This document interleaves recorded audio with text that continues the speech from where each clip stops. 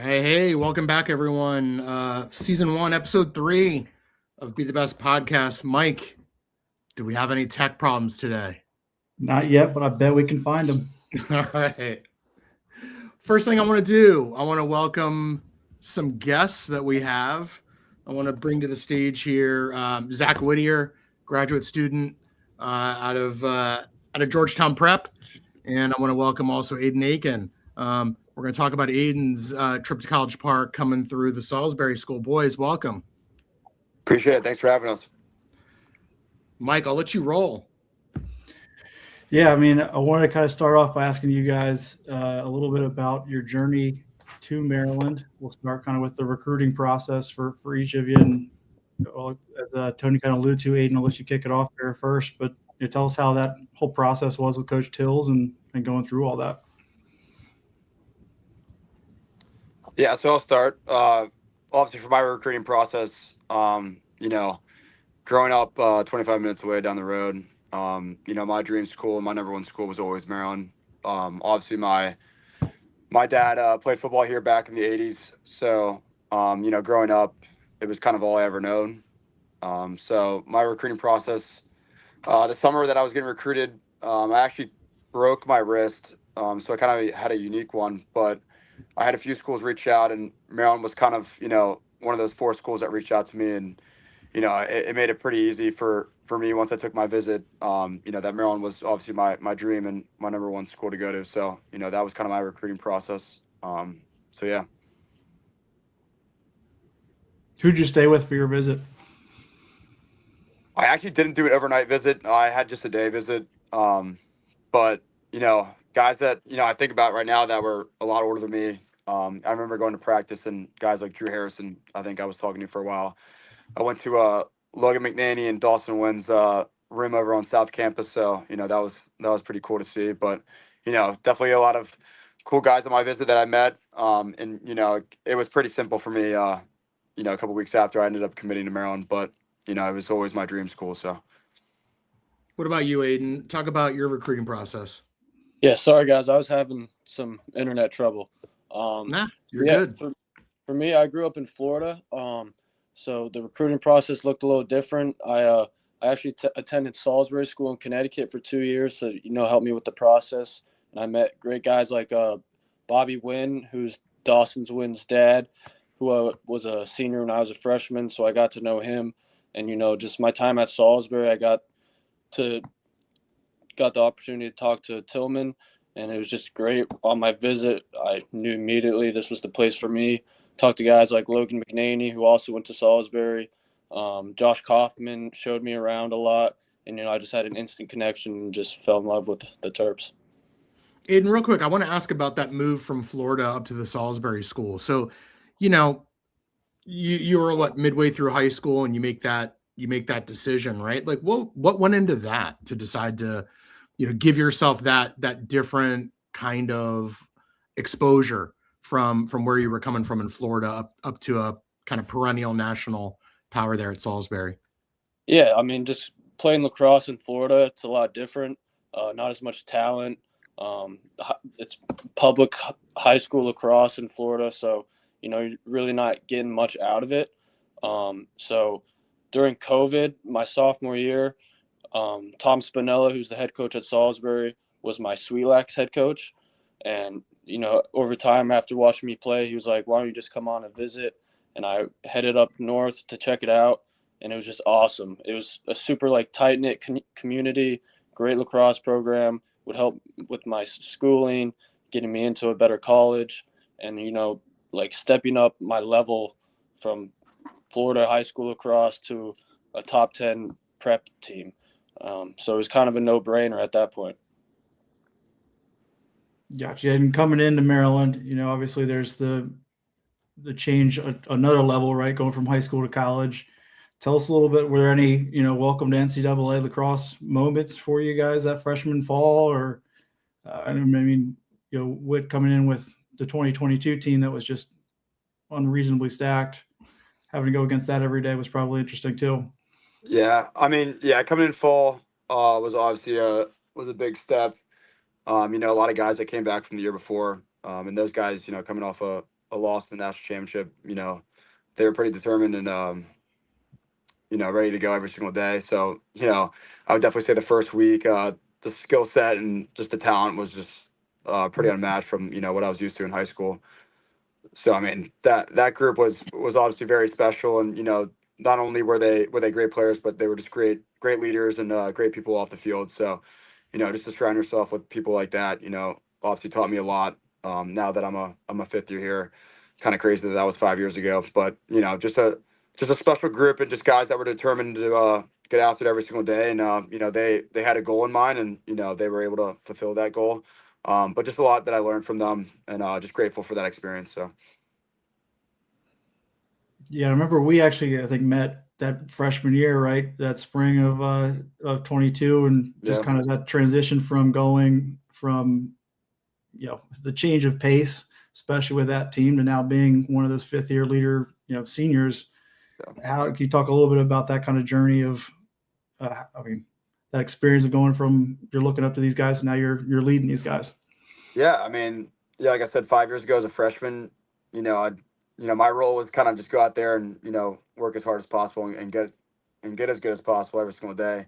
And now that I'm a fifth year, kind of a bigger role, obviously, staying more on the field and off the field, for guys. And, the guys that when I was a freshman and sophomore kind of led that way. And, there's a blueprint of Maryland lacrosse, just blue collar, hardworking guys, that are challenged every single day to be their best. So, having that mindset, pushes these guys, for one goal at the end. And, just, I'm glad that, I've been here for 5 years, but it's been a process, and, just happy to, lead the guys any way I can. So.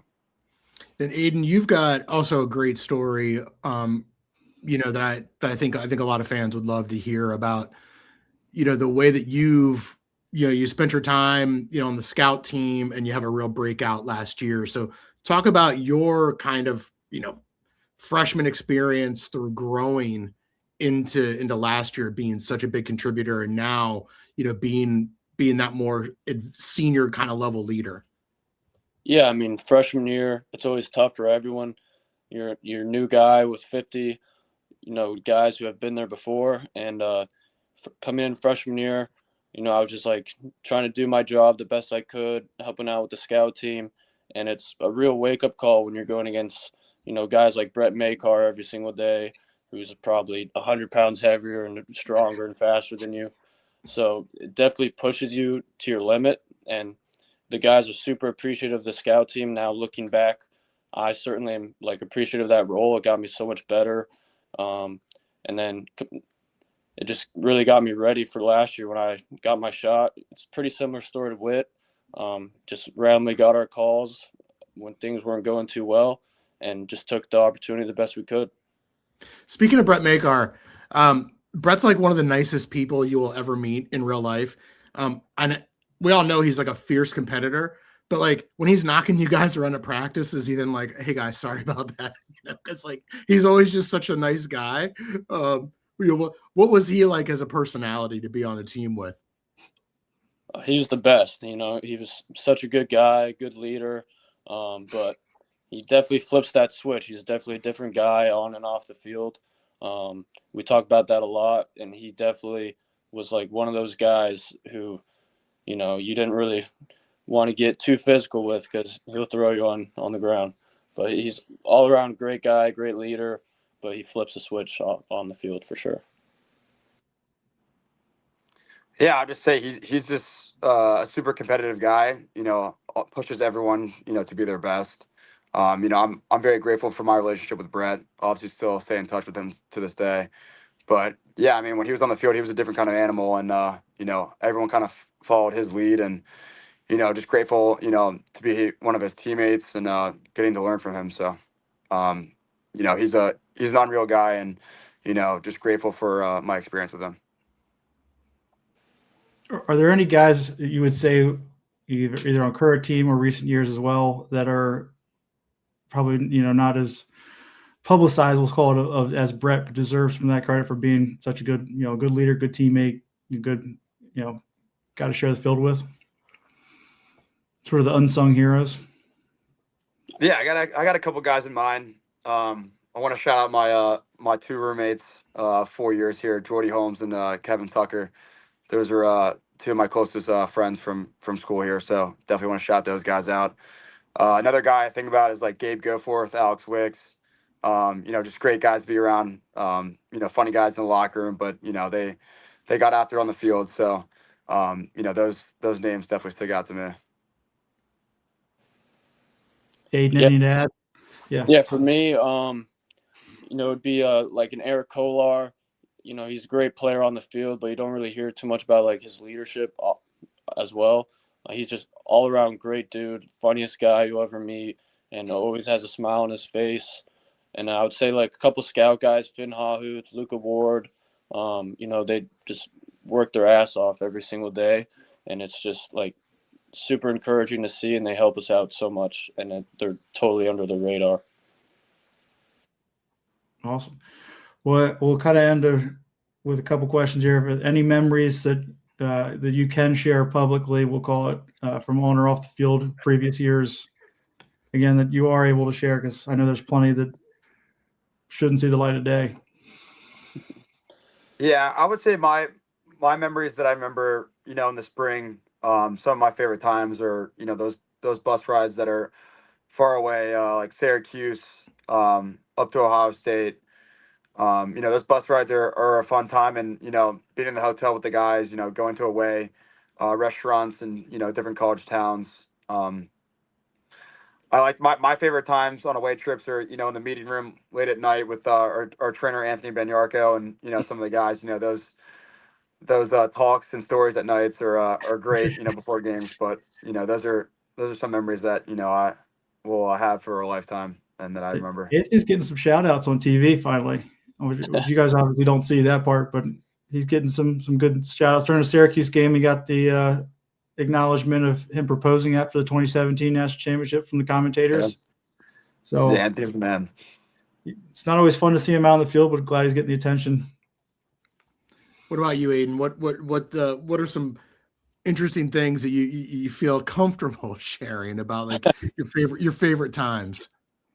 I would have to agree with Whit on that. Away trips are always a good time, chopping up with the boys in the hotel room with Anthony, all the trainers.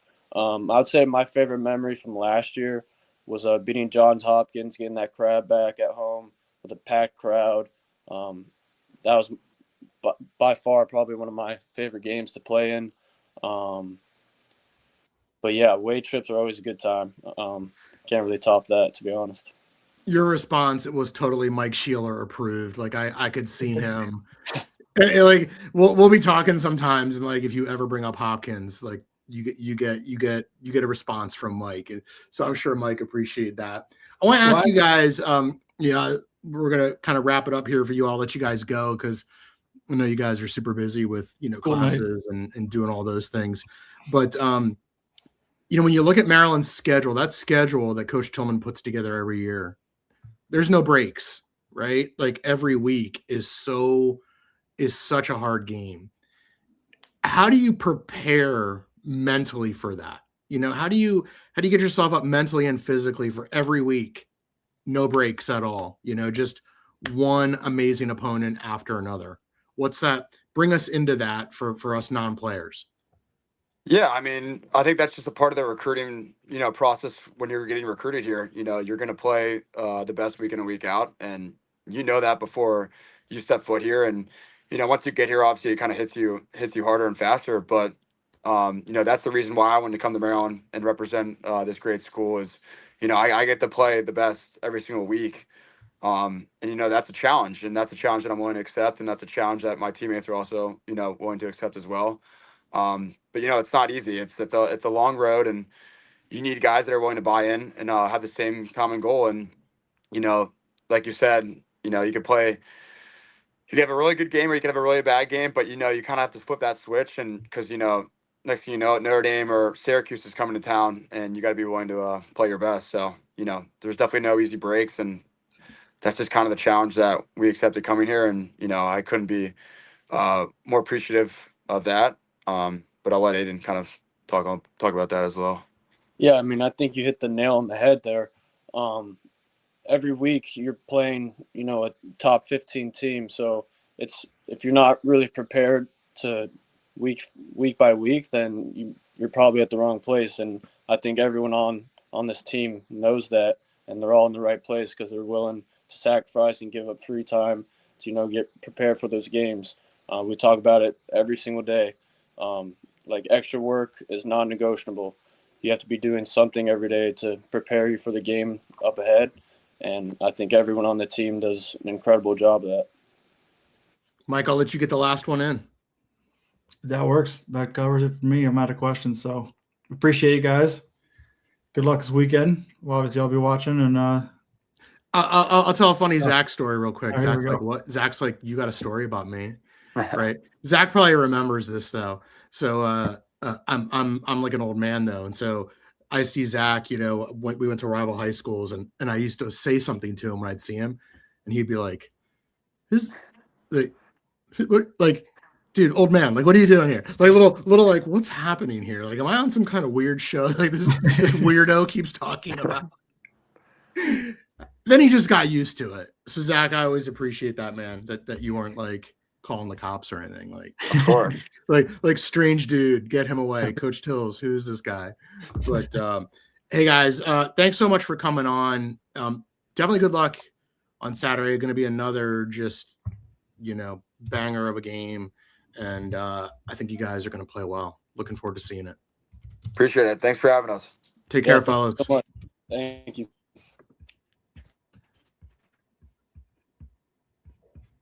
Good dudes, huh, Mike?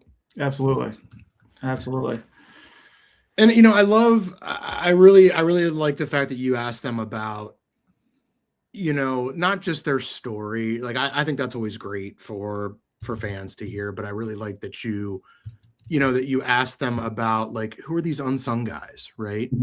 Because on TV or on message boards, you're just hearing about the frontline players, the first and second line midfielders, and those kinds of things. But the team is so much more than that. So I'm glad you asked that, and they could hear it. Yeah, and I think it's helpful too, because those guys started as scout guys, right? And every year during the off season, as fans, we kind of speculate who's going to be this, who's going to replace the Brett Makar, right? And who's going to be the next guy. And we kind of forget that just because right now in the world with college athletics, with the transfer portal, it's more common to know the who's transferring in than it is who's been grinding on the scout team and making a difference and getting better. And these two guys, I think, were perfect examples of that. And I think everybody that they mentioned were those guys that didn't make that next step, probably to the bigger spotlights, but are a huge piece of that team and this program and what they've done over the last 4 years. Yeah, and if you're ever lucky enough, I know some people do the backstage pass with Maryland Athletics, and you get to see those practices. And when you see the practices, I mean, you really do see these guys, that you may not see on Saturdays. You really see them in practice, like just really going after it and really giving that first unit all they can handle. And so they're absolutely vital. Absolutely vital. So it was really cool to hear that. Do we need to talk about last week? I mean, I think we have to, but do we have to, Mike? Probably not for a long time. What was your take, man? I think there were some different errors that are correctable, which is important to highlight on that. I think also the Princeton team that we saw coming in because of what they did against Penn State was, not from a team standpoint, but from a fan standpoint, we may have taken them a little bit lighter.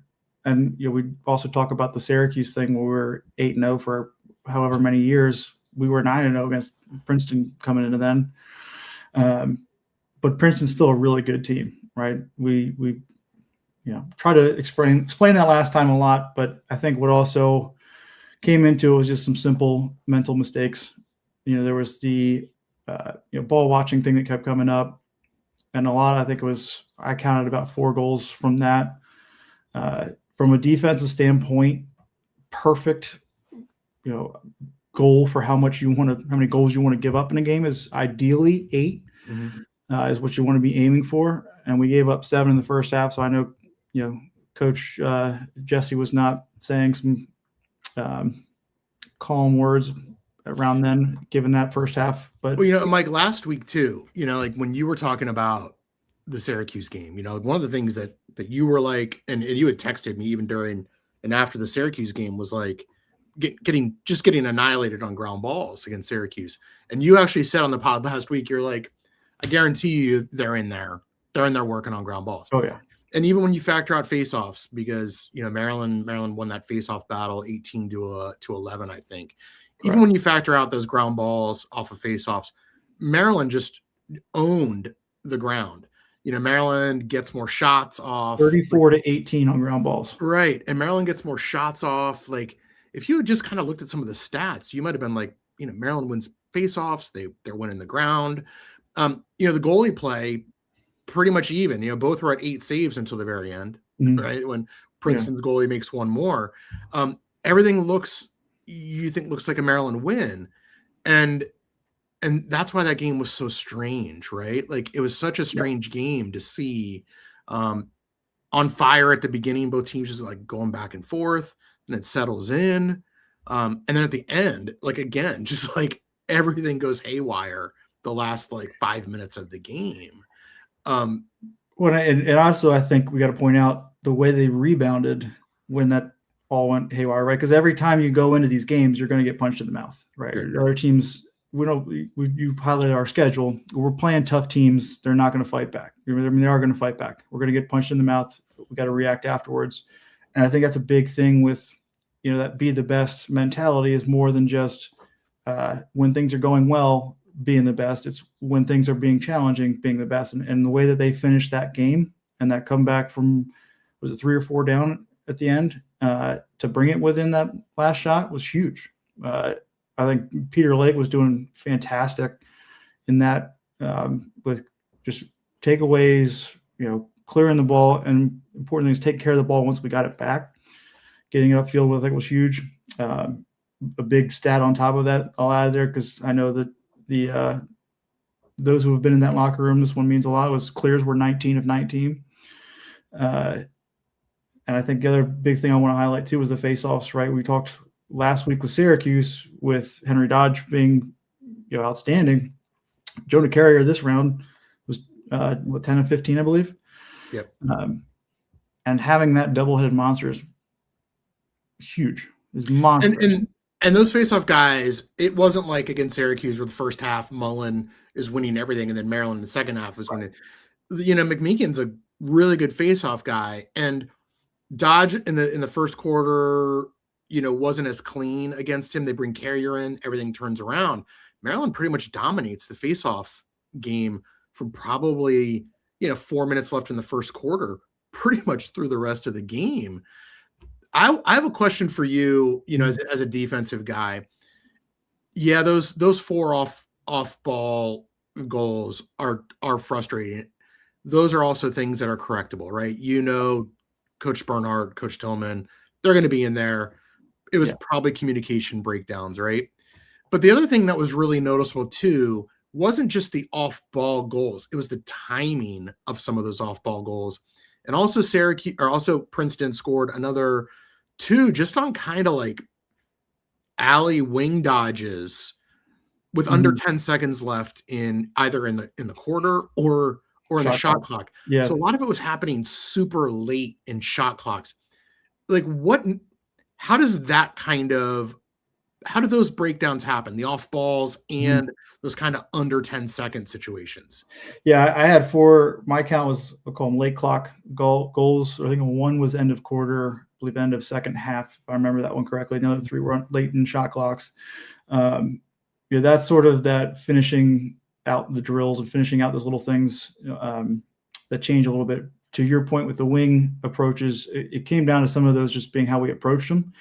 I think the other part of it that people, the average fan doesn't necessarily notice is for one of them in particular, when we slid for the body, but that also meant his hands were free to be able to shoot and probably had a little bit of a pick around the guy.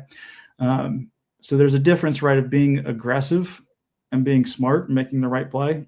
Where, last week we were talking about the Syracuse defense and talking about how aggressive they were. And there was some people said online how our defense was not as aggressive in that comparison. And I think this is kind of one of those points to bring up of the difference between that is if we're leading with our stick and the right approach to that guy doesn't get that shot off versus going to, knock him on his butt. So someone in our chat here, Mr. Popo, who's always, I mean, great name. It's funny to say Mr. Popo on a live stream. He puts in a comment, one thing I'm noticing is that the D isn't as efficient at forcing the offense down the alleys this year. Like what's your, Yep.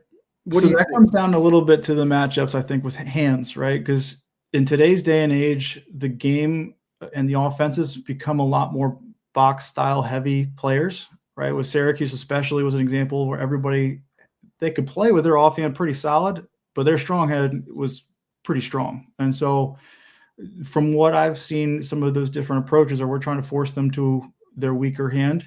And really, I think Dunn either mentioned it last week or mentioned it something on a first class aspect, was talking about how as a defense, your main mission is to give up easier shots and change possession, right? And at the end of the day, we're going to give up shots, but we want to give up easier shots. And those guys going to their offhand to the middle, we feel stronger with than their strong hand down the alley in those cases. And so, there's a couple that we would have loved to have back. I know one of the early ones, the guy got middle and hit Rupel. And I know he's kicking himself on that one. Yep. But, that was probably the shot we wanted from that guy in particular. And it's funny because we're so used to Maryland defense always being so buttoned up all the time that it is a little disorienting to see the defense a bit off kilter. And look, on Twitter and online and message boards, Rupel catches heat because, you're like, hey, steal a save here or there. I actually didn't think he played poorly at all. I mean, a lot of goals he's given up on the doorstep. He's given up, up dunks, right? It's one of those things where you look at the stats versus looking at the shot chart. It's a much different feeling where, again, coming from the spoiled history we have of goalies at Maryland, right? We've had a bunch of those opportunities, and Rupel will have those, right? We're going to have plenty of those, and we'll be saying, told you so to a lot of the keyboard warriors, but yeah. Well, I mean, we all remember the Virginia game from a couple of years ago, 3 saves in like a minute. I mean, just like insane. And helped out Brett Makar. Right. We'll circle real quick. Right.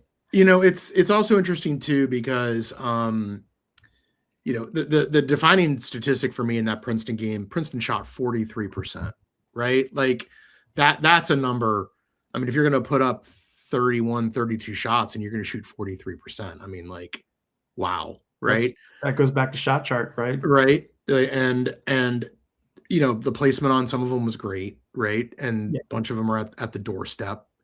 But it's interesting too, because I think as for a lot of Maryland fans, the way that Maryland has played offense the last kind of 3 seasons after that 2022, just best offense ever, a lot slower, fewer fast break, fewer early offense. Against Princeton, Maryland went early. Maryland was going in the break. They didn't shoot poorly. They shot north of 30%. I mean, that's not terrible. I think they shot 33, 34%. Like, it's not exactly bad either. But what's your take on like what's going on in the offensive end? I like it right now. I think especially in Princeton, we were definitely a lot more aggressive. I think we took advantage of their defense and attacked it right off the bat. Right. I think, one great example was Whittier coming out of the box was, I think, second possession to get a goal. I think he had a goal and assist in the first 3 minutes or something like that. I think it's interesting too with Matty Higgins getting a lot of action and that last play, having him start with the ball shows a lot of what we trust in him. I couldn't believe that, right? Like, I thought that was Leo Johnson out there. Yes and no, because then you want Leo, because realistically, the guy who starts with the ball is not shooting it. No, but I mean, like, when the play first started, like, I was like, oh, that's Leo. Like, it took me a little bit to be like, well, that was Higgins out there. And I think that shows a lot to what he's been doing in practice and what he's been doing, and being able to adapt to the hot hand, I think, is something we are a little bit spoiled with too, with all of our depth. Yeah. But I think that was a big indicator of what's to come from our offense there too. But, you know, I mean, we got the chance that we wanted to. It's just we can't dig ourselves a hole. Like those late goals. I'm sure Elijah's, you know, kicking himself that because, look, in that situation, short clock, he probably didn't think he had the time to throw a quick fake in, right? But also Craddock, I mean, it wasn't like he shot it right at Craddock. I mean, Craddock went cross hand on it. I mean, it was a really good save. Yes. The other thing too about the offense that you know, there's also a lot of commentary about people saying like Maryland doesn't have a true X attackman, you know, and look, in the way that offense runs, you're probably not going to have a true X attackman all the time. You know, Maryland inverts a ton. You know, Zach Whittier spends a ton of time behind the goal as well. You got midfielders dodging from behind, those kinds of things. But I mean, Eric Spanos, you know, he definitely knows when to exert influence, and he knows when to try to take over the game. And he's clearly not 100%. And he's just out there banging around, and 4 massively timed goals. Well, exactly. And if he's not feeling 100%, but he's doing that, he's also knowing what to do and how to push himself in a way that changes the game, but doesn't, you know, drag it down. Yeah. Right?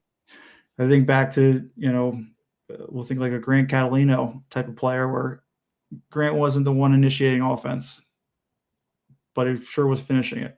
And that's sort of what I think, you know, Spence is kind of doing here too, right? Is he doesn't need to be, and at no point has he really been our, you know, main dodger.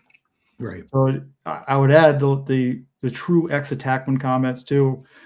The game has changed a lot. It's almost like basketball where there's, you know, a Lonnie Baxter at center isn't how this game works anymore. Right. Right. It's having a little bit more of the invert game where if you look at the Penn State Princeton game, that was nothing but inverts. Yep. Right. It's just a different game and different things. And you play the different matchups where, yeah, it'd be nice to have that traditional X attackman for all of us back in my day and Uncle Rico kind of situations. But, you know, it's just not how it works anymore. I could throw this ball over the mountain. I swear, Mike. You just longer spin, the better I was. Coach had put me in the game, man. Right. We would have won states, I tell you what. But the other thing too that was noticeable, and it was noticeable from the jump. From the first time Maryland had possession, Maryland wins the opening face-off of the game, and right away there was a change at the midfield. Right, Jack Schultz had come onto that first line. Zach had gone down to the second line, but the rest of the game, it almost seemed like a total blender on offense on those midfield lines. Like there didn't seem to be a set first midfield line especially once you got into the second half. I mean, they were just rotating people through it. Almost in some ways seemed like a, you know, like a summer club game where like midfielders are in the string on the sidelines and they're just running dudes out. That was also interesting. And I wonder, from a continuity standpoint, from a getting used to the guys you're playing with standpoint, what does that do?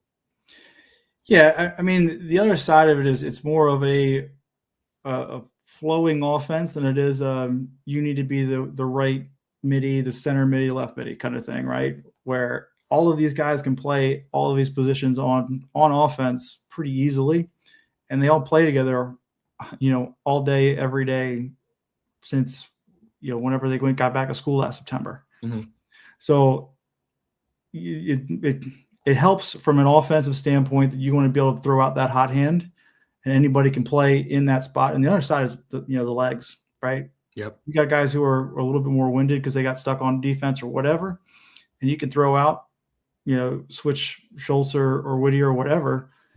Then also all of a sudden too, from the defensive side of things, they have to match up with whoever's out there. And traditionally they'll say, okay, first line is this group.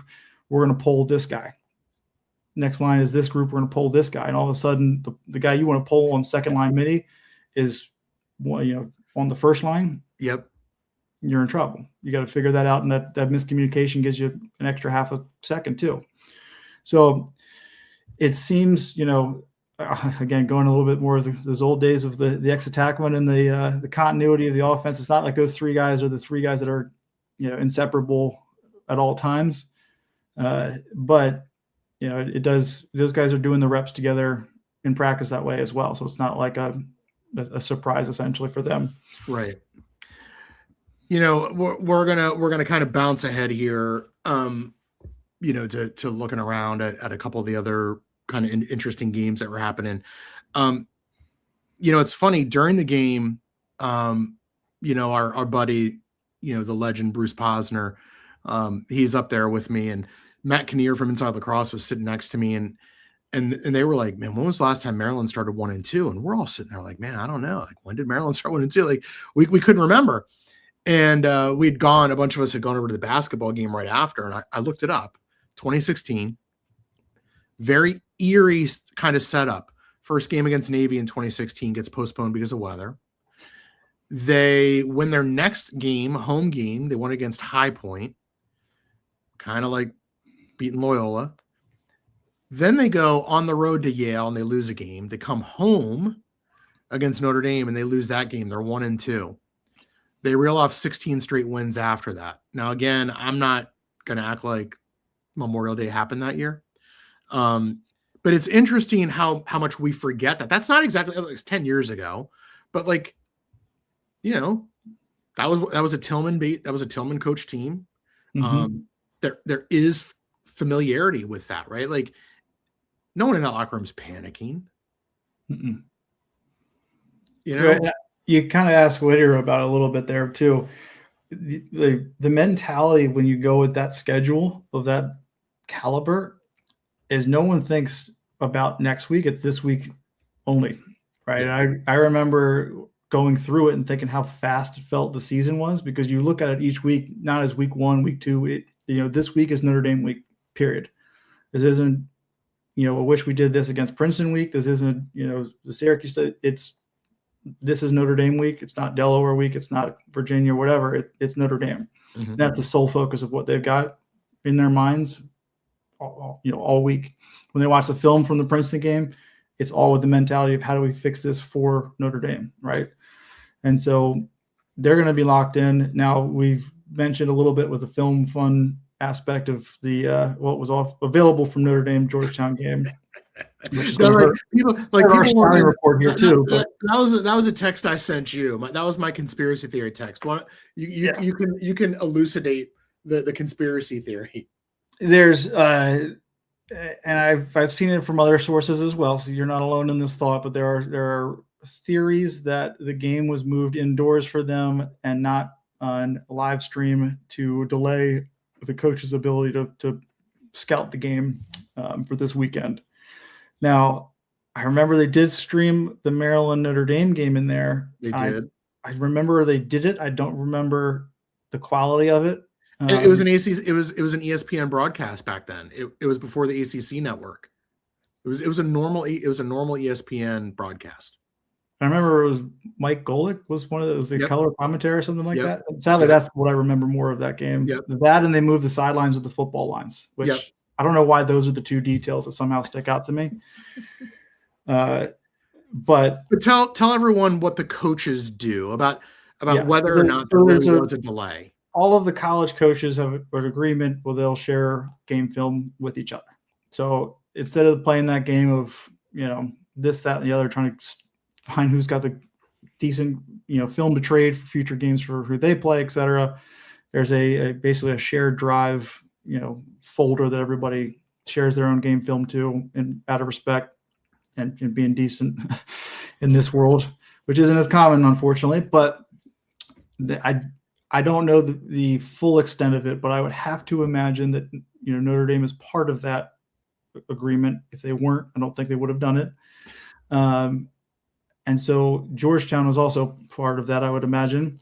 So the film has still been easily accessible for the coaches. It's a matter of how quickly that turns around and everything. But end of the day, if that were even delayed a day, they're still going to be able to work on Maryland for an extra day.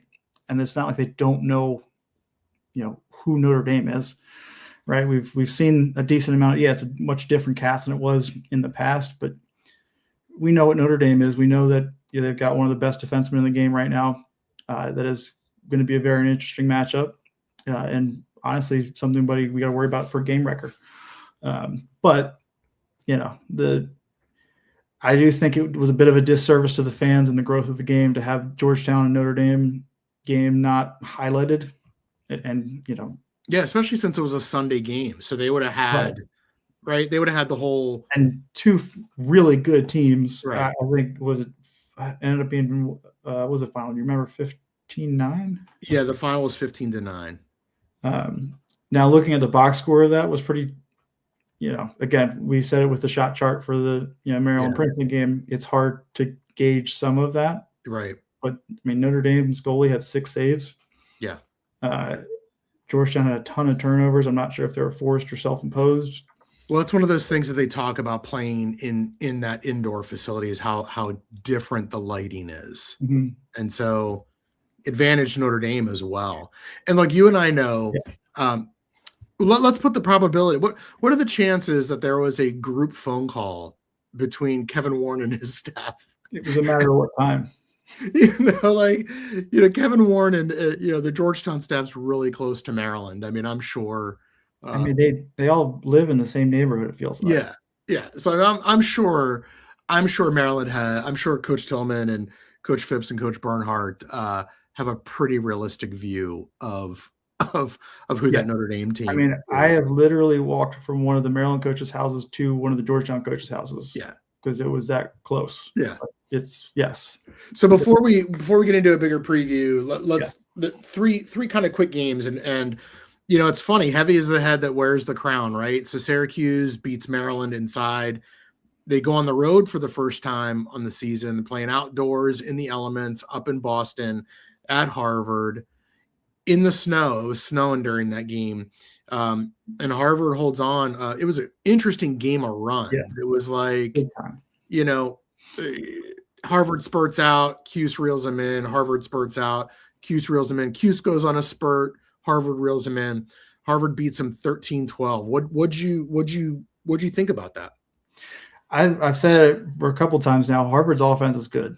Yeah, and it's just. I will say, looking at some of the video from that, there's been plenty of snow games that look terrible on TV. That actually looked pretty cool. We'll throw that out. Yeah. Shout out to the ESPN production crew on that one.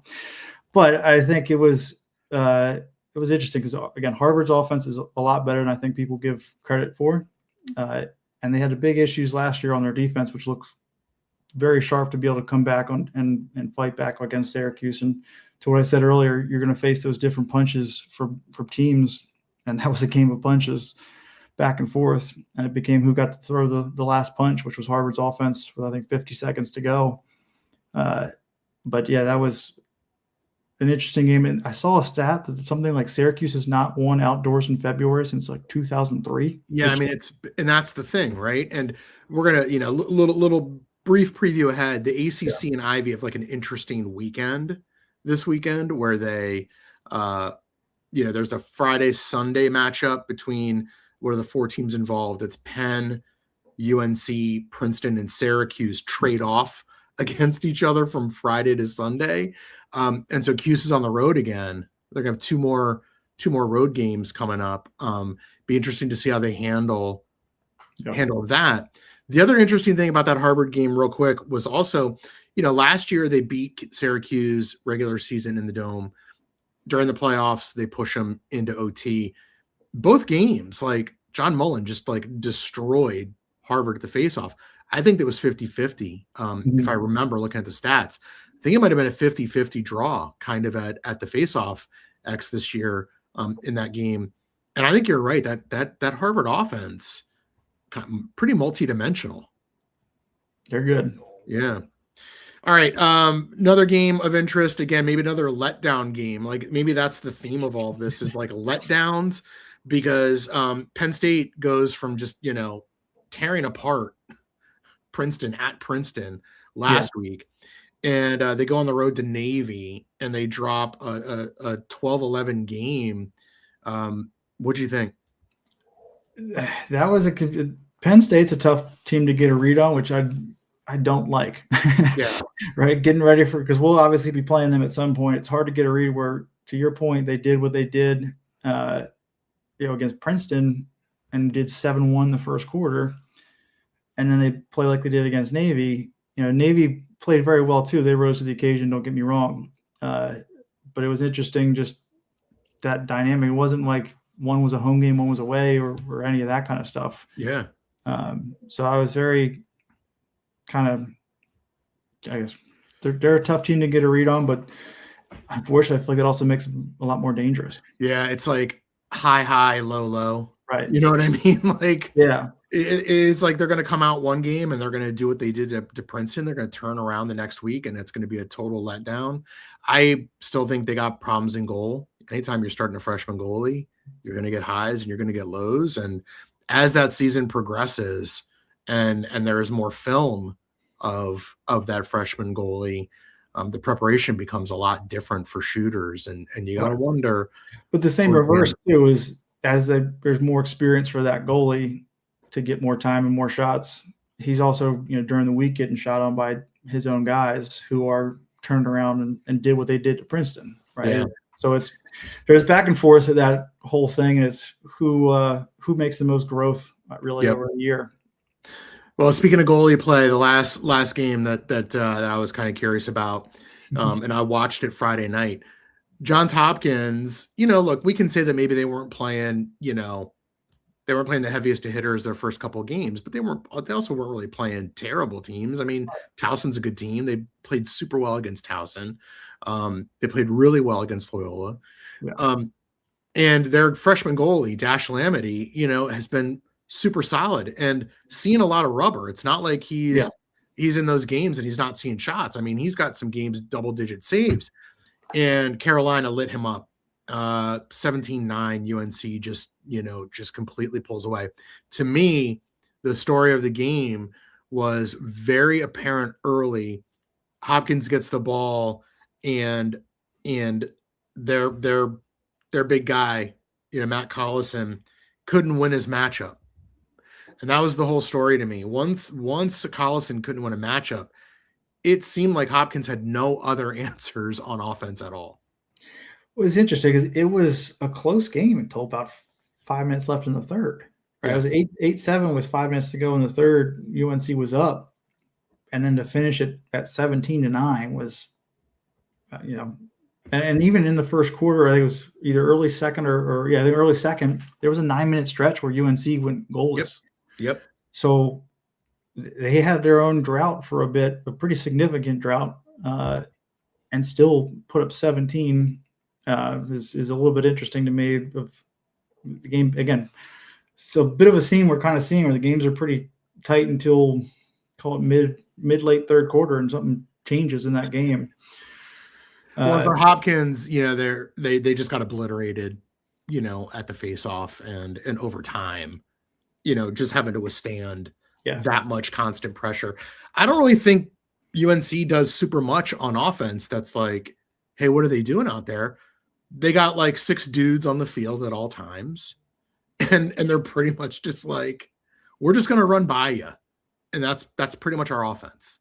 And Hopkins could not stand up to it over time. Just wore him down. Just totally wore him down. Well, that goes back to you got to defend the knowns and what are the shots you're willing to give up, right? And we're lucky being, Terps with the history we have as Maryland defense of saying, okay, look, we've got Schaller on your best guy. By the way, Schaller had a great game as well. Didn't get as much credit as he probably should have for that. But, we can have those guys match up with those guys, and it becomes who's the nobody that you hadn't heard of prior to this game from that offense is the guy that's got to beat us. And we play such a tough schedule. That guy's not bad. Right. The Syracuse's Hoddle, I think his name was. Yep. Coward Hall guy, found out later. But still not thrilled with that guy now that connection has been made. Yeah, you're like, wait a minute. Nonetheless, yeah. I got to watch more of that highlights because of the Coward Hall ties, which is, lovely. But those guys are still really good. Yeah.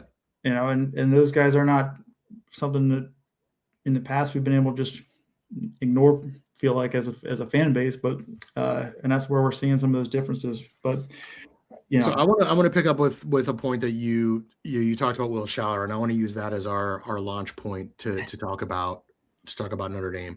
And aside from who's Sean Light and Will Schaller, like two phenomenal close defensemen, right? Yeah. Like fundamentally sound, always in the right spots. All that's very true. But 2 games now for Maryland where it seems like Syracuse and Princeton did this. They basically just said, we're not even going to try and dodge Schaller. Like, it's a waste of time. We're not going to do it.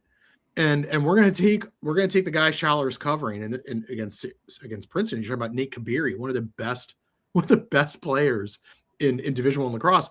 They basically, like, it was almost like they played hangman with him. They had him kind of like out, not really part of the offense. And they were basically just like, Schaller, we're just not going to let you wreck our offensive game plan. And I'm not saying that they really played 5-on-5, but in some ways, almost like that's what they have been doing is attacking Maryland's defense like that. Well, and we talk about with our defense taking certain guys out of the game, right? Schaller especially, that's the reverse for the offense. Yep. We're not going to let Schaller or whoever be the guy who destroys our game because he can. Yeah. I've never seen that though, right? Like that was a very interesting way for Princeton to basically just be like, yeah, our All-American, best offensive player, we're going to be cool if he just hangs out in the alley for 60 minutes. Well, their offense they were really good at being off ball. So that was the other part of it too. There are 2 ways that you really face that, or do you either, set as many picks as you can on that matchup to change the matchup, to free your guy up, or at least give him any kind of leverage, or do you just take him out of the game? Right. Where, especially for Princeton, where they are, again, off ball, experts, they can go find opportunities off ball, moving around and hoping they catch Schaller in a moment of weakness. Right. Now, lucky for us, it doesn't happen very much. Right. But, again, to what you said, always being in that right spot. So, I expect, I guess this is a nice little transition here to the Notre Dame preview. Whoever Sean Light is on, don't see him dodging. I don't expect him to probably do much.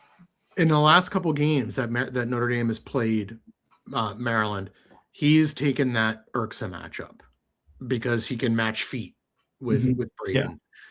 Be interesting to see now with Leo back at attack, who Light's going to go to, who he's going to float to. In the quarterfinals last year against Penn State, the big thing was, Light didn't get on Malone from Penn State, who just a trainer from Penn State who just goes, who goes atomic, and they never move Light over to him to shut him down. And Corrigan's talked about how like maybe we should have moved Light over. So it'll be interesting to see how they approach that matchup, right?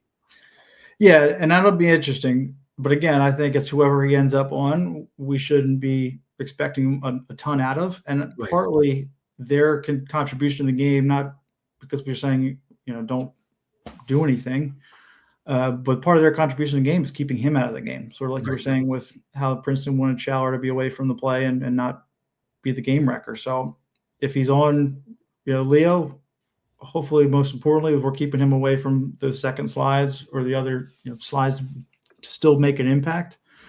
Obviously, would love to see all those guys just absolutely dominate that matchup, but realistically, that's not the easiest thing in the world. Well, with Maryland having played, Notre Dame so many times in the last couple of years, the personnel familiarity is still there. Yeah. Yes, there's no Kavanaughs anymore. Yes, there's no Jake Taylor there, but Will Ankerich's still there. And, Jeffrey is still there. Wilma Harris is still there, right? There are these knowns, and even that second midfield line for Notre Dame. Max Buzenkill had success last year against Maryland. Jalen Seymour 2 years ago in the title game had success against Maryland. But also Notre Dame's running their offense through Josh Yago now, who was at Air Force last year. So again, even Maryland's got some familiarity with his game. So there are a lot of knowns in this game. How do you see it playing out? I see a lot of defense. I think it's right. Shocker. Because the other thing is, these guys are still playing into the systems that are built by Corrigan and Tillman at the end of the day, right? And so, the stat that we didn't see the game itself or see the shot chart per se, but the 6 saves from the Notre Dame goalie really stands out to me. Yeah. Does that mean we just need to be peppering this guy? And like we shot number wise and quality wise against Princeton, that becomes a much bigger number. But again, their defense is very sound. So making sure we're not just forcing shots either to create opportunities. But, I think it's going to be a defensive matchup. I think the faceoffs are important. Yeah, and I was going to go to the faceoffs because they ended up 50% against Georgetown. What was interesting though about Georgetown is, their top faceoff guy, Ross Prince, didn't take all the draws. They mixed them up quite a bit. Notre Dame's brought in, I think he's a Division III transfer, who took the majority of their draws. And I think that might be a place where Maryland is going to end up having an advantage. And it's because of what you said earlier when we were talking about the Princeton game. Maryland can roll Dodge out there, and they can roll Jonah Carrier out there. And you got 2 guys that are really high level. I do think that's an area where Maryland might have an advantage, but I think you're right. It looks like it's going to be another, like another 10-9. I mean, 12, what was it? A couple of years ago, it was like a 6-5 win for us, I believe. Yeah. Now, as a fan, that's kind of like bummer, but again, you don't hang banners in the rafter for having the most interesting offense. So I will take a 6-5 win every day of the week. But now, being 1-2, we talked about the comparison to 2016. Notre Dame is really good too. I want to stress that part too. This is not all right, we can immediately just go to 2-2 in this situation, start turning things around. This is not an easy, team we're facing here. But I think a big difference maker for us is going to be on the man up, right? Where, they're aggressive on defense, but they do commit fouls, and we need to capitalize on those. At least get 1 or 2 from that, I think makes the difference for turning some things around there. And I do hope Maryland continues to push. I do like that in the Princeton game throughout, they really did run more. They went early in offense more. I think anytime you can do that to not allow Notre Dame to set up on defense and, turn the game into a 3 yards and a cloud of dust, kind of. Well, there was one fast break on the Princeton game that I thought really stood out to me was Larkin was carrying the ball upfield and just threw a little bit of a shoulder fake, like he was lining up to go shoot. Yep. And he's such a threat that they have to respect that, which cleared his feed to Spanos on the wing for a fast break goal. And I think that's something that's important, that we have our guys that are so dangerous on that transition. And I think that goes a little to us where we can push the ball. We might not always, but we're making the smart play versus forcing something that, and making a turnover the wrong way and have to go back on defense after a full field sprint. And that's where we give up goals and some bad opportunities too. So I think that was something that I wanted to make sure we highlighted. But I think making that smart play in transition, not forcing turnovers, because again, Notre Dame has a really good defense that will create a couple turnovers, unfortunately, but not shooting ourselves in the foot is going to be important. Great. Last thing, we're gonna go into our picks here. I told someone I'd give him a little bit of a shout out. What a big time Maryland lacrosse fan, Will, heading off. The youngsters are growing up, and he's taking a job, and he's moving partway across the country, and they're sending him out with a good tailgate. Maryland always wins the tailgate anyway. They always start the day 1-0 off the tailgate scene. But our buddy Will is they're going to do a little bit of extra for Will there. So Will, good luck to you and your new job, man. Going to miss seeing you at the tailgates. Let's go 3 games, and one of them is that weird, that Ivy League weekend, that Ivy ACC weekend. Syracuse goal and a half favorite at Princeton. Who you got? Who you got? I think I'm leaning towards Princeton.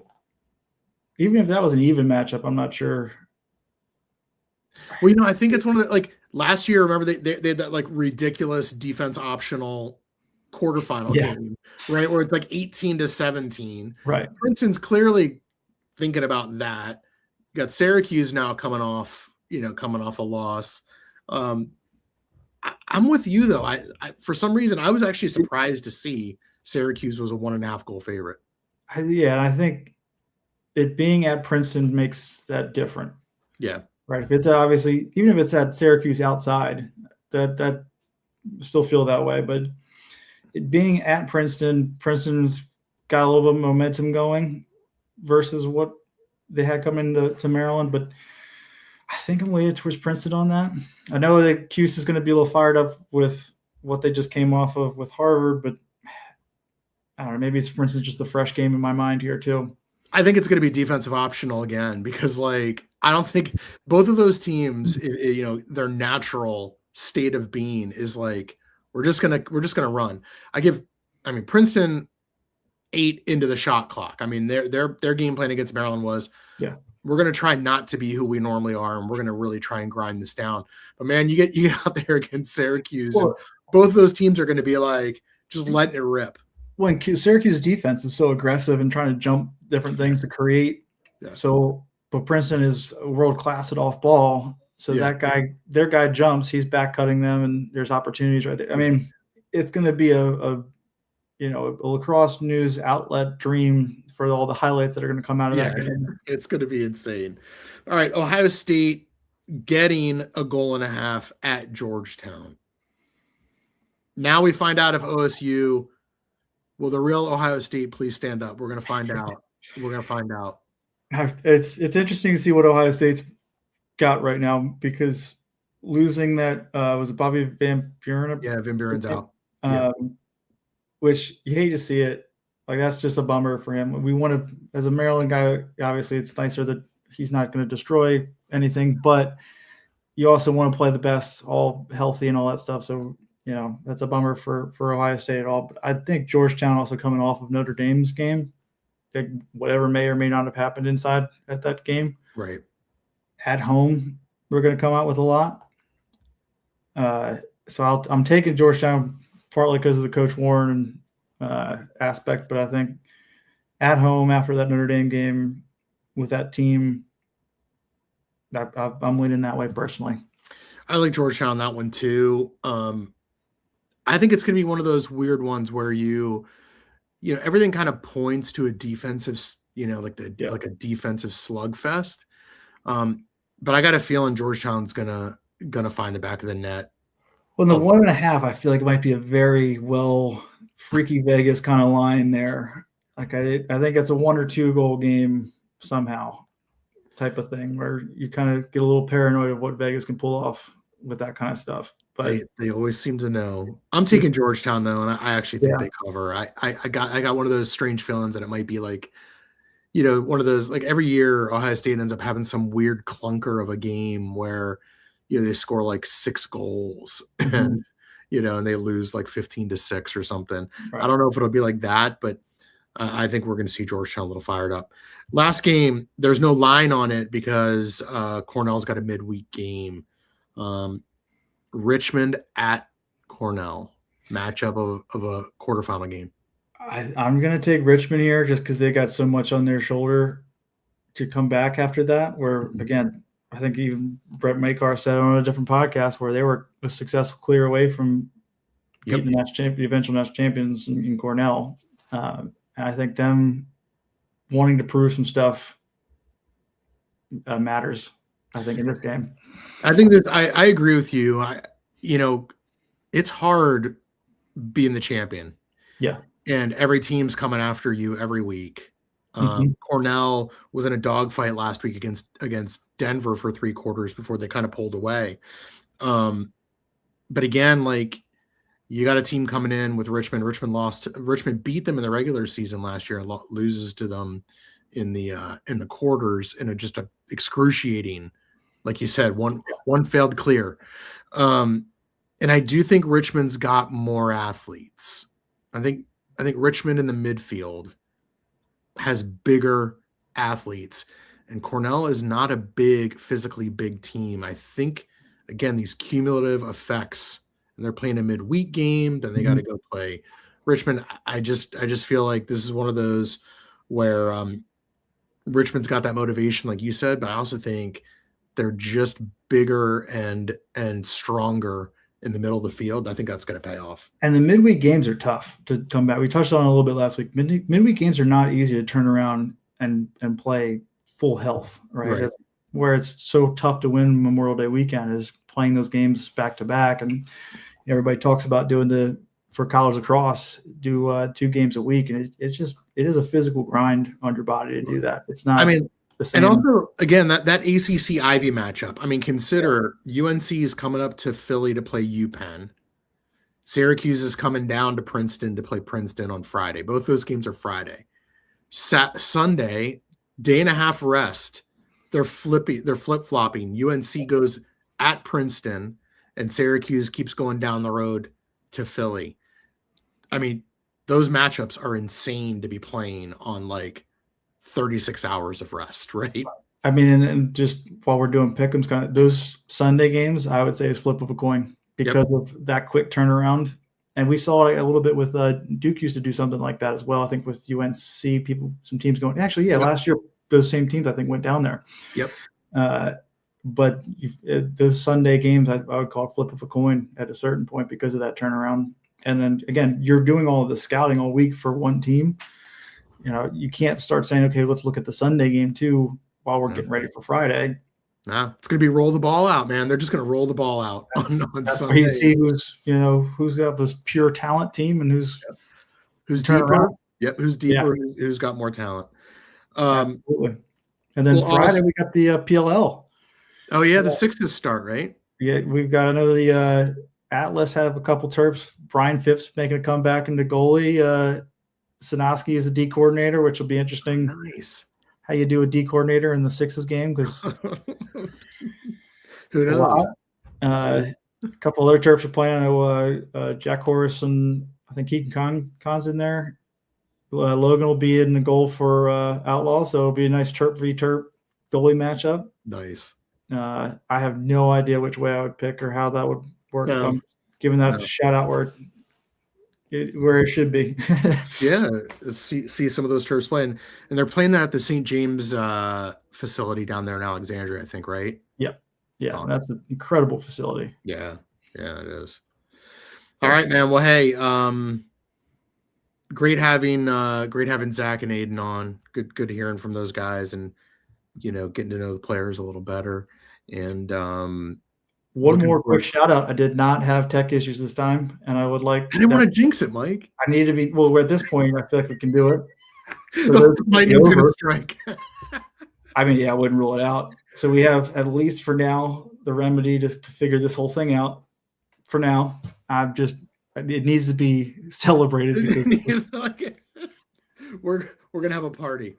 I mean, I will for sure. But Aiden had a little issue at first there with his connection. I was like, there he goes. This is where it is. This is where it all goes. But he adapted. If you took the over, congrats. And